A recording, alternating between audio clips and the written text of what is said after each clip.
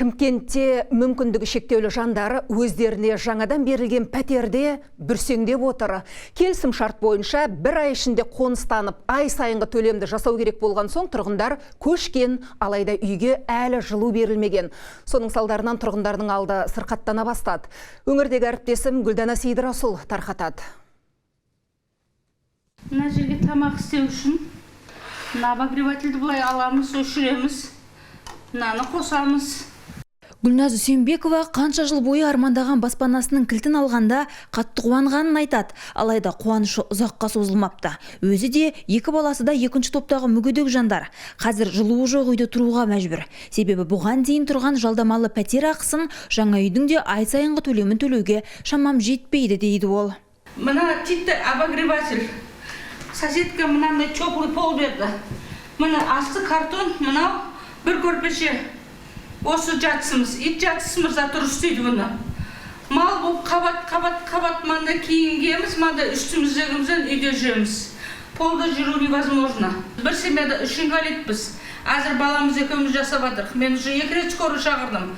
Келісім шартта бір айдың ішінде көшіп келуге міндетті делінген соң тұрғындар жаңа баспаналарына қоныс аударған.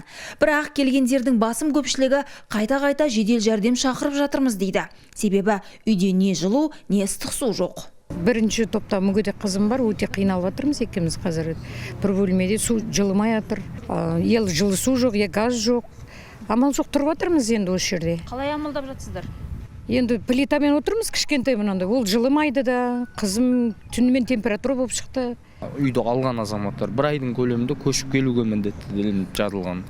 Әр айдың 5-іне дейін төлем жасалмаса, пения жүреді делінген. Көшіп келейін десек, кішкентай балдарымыз бар, ауырып қалады.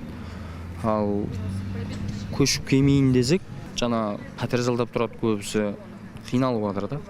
Сол себепті газды қосып беруін ғана сұраймыз. Құрылыс жүргізуші компания өкілдері болса, тұрғындардың 70% қоныстанбай газ берілмейтінін жеткізді. Каждый домда 20%-30% қана тұрғындар келген.